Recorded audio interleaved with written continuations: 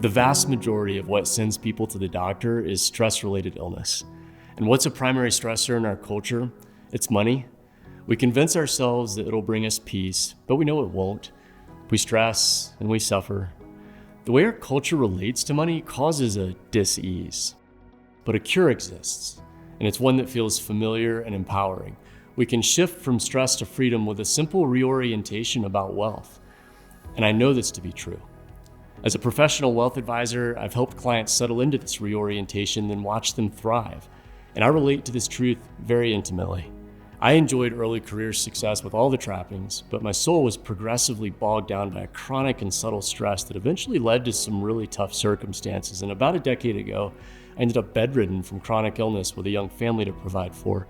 My most important relationships were severely strained, and I'd spiraled into suffocating debt just trying to keep things afloat. Then late one night, in the worst of it, I fell asleep in despair, sobbing, and just let go.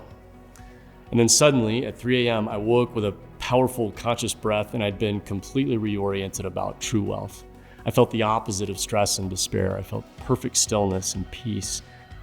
These days, my preferred path for cultivating ever deeper peace and flow is in the mountains, on trails and rivers, anchored by my spirituality. But there are as many paths as people, and all lead home to wholeness and rest, to our true wealth. Money is very important, but we grant it too much power.